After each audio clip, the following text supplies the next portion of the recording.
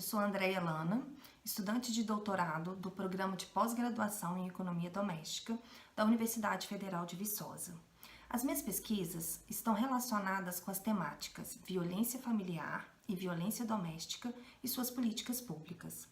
Hoje vamos estar apresentando um artigo de revisão sistemática utilizando a meta-análise como método estatístico para analisar os dados encontrados. O título do artigo é Meta-análise sobre a vulneração infantil pela exposição à violência intrafamiliar. Esse trabalho foi desenvolvido por mim, Andréia de Lana Costa, sob a coordenação da professora Carla Maria Damiano Teixeira e com a contribuição da estudante de graduação em Serviço Social, Ana Beatriz dos Santos Paes. As agressões cometidas no ambiente familiar contra uma mulher, sejam elas uma agressão física, uma agressão verbal, psicológica ou emocional, elas não trazem um transtorno negativo não só para a vida dessas mulheres, elas impactam também de forma negativa a vida dos seus filhos. Diante desses dados, este artigo tem como objetivo investigar como os pesquisadores estão abordando a presente temática da vulneração infantil pela exposição à violência intrafamiliar, realizados no período de 2010 até agosto de 2019. Para realizar essa meta-análise, optou-se por utilizar a base de dados do próprio Web of Science, sendo realizado uma busca pela produção científica somente em artigos. Utilizamos como descritores as palavras-chave violência familiar, vítimas, exposição à violência e criança. Nessa busca, encontramos 229 artigos. Desses artigos, nós fizemos uma análise bibliométrica e uma análise de rede. Na literatura, encontramos que a violência presenciada pode gerar na criança um sentimento de hostilidade, medo e ansiedade, impactando de forma drástica o seu desenvolvimento comportamental e psicológico. Vamos apresentar agora a análise estatística, começando pela análise bibliométrica.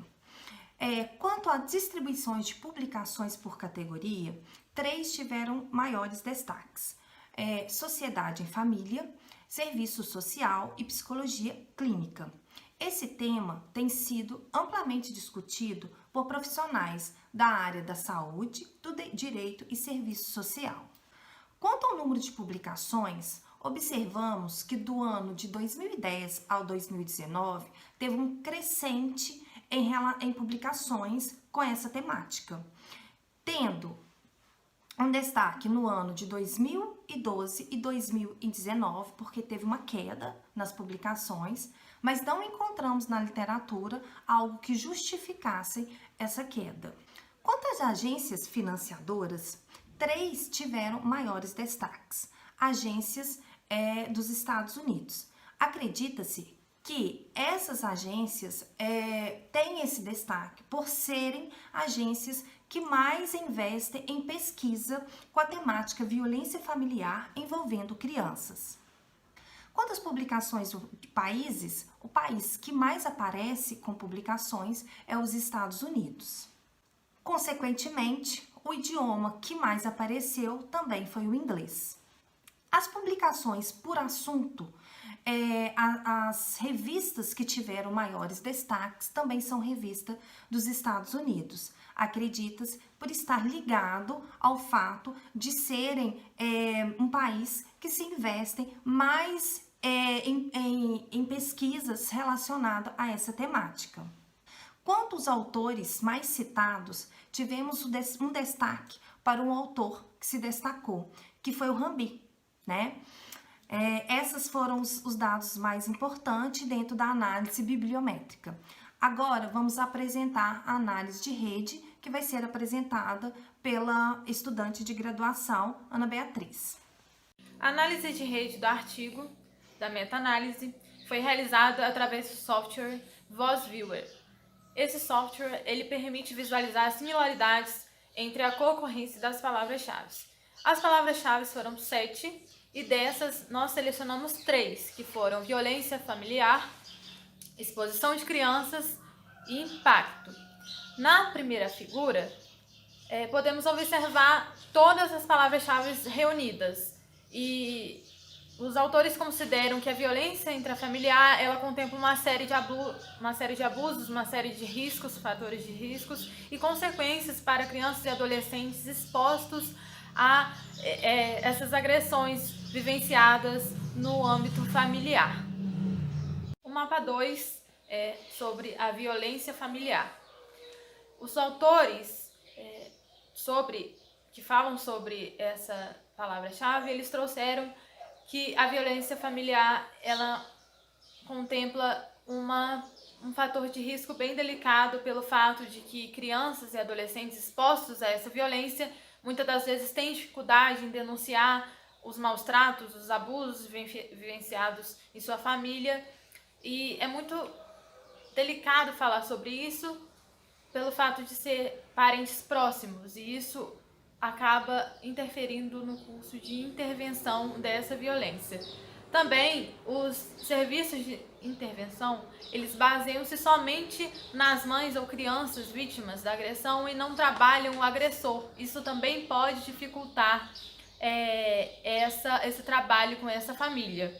E também há uma necessidade de considerar as crianças enquanto vítimas oficiais do abuso, já que por muitos profissionais elas são negligenciadas e ignoradas da situação da violência. A terceira figura fala sobre a exposição da criança à violência, e nele os autores falam que existem diversos fatores de risco, diversos impactos para essas crianças que são expostas a essa violência, como o desenvolvimento de psicopatologias e também consequências negativas, pode ser a repetição da agressão dessa violência na fase adulta, que essa criança pode repetir, ou também ser vítima de violência na fase adulta. O terceiro mapa, que sobre os impactos, os autores basicamente retomam tudo aquilo que falaram anteriormente sobre essas consequências vindas da exposição à violência. Então eles focam muito nos transtornos psicológicos, comportamentais, cognitivos que essas crianças podem desenvolver. Elas também podem desenvolver um transtorno de estresse pós-traumático dessa violência. Então, isso são consequências sérias que devem ser levadas em consideração. Então, o foco desses impactos vão ser mais ou menos no setor, na área psicológica dessas crianças.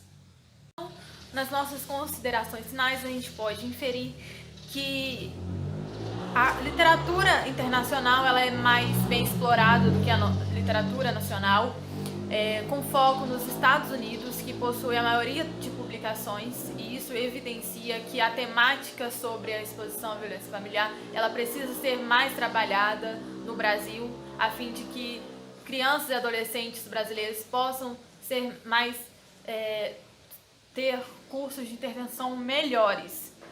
Também foi possível a gente observar que existem diversas consequências, diversos fatores de risco para crianças expostas a essa violência.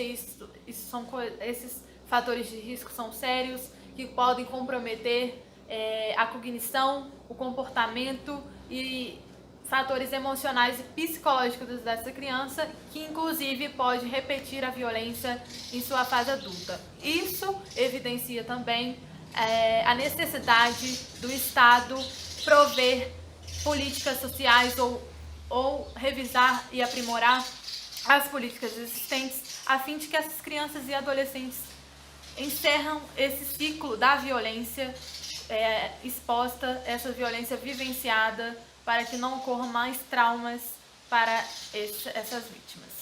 E essas são as referências. Muito obrigada pela atenção.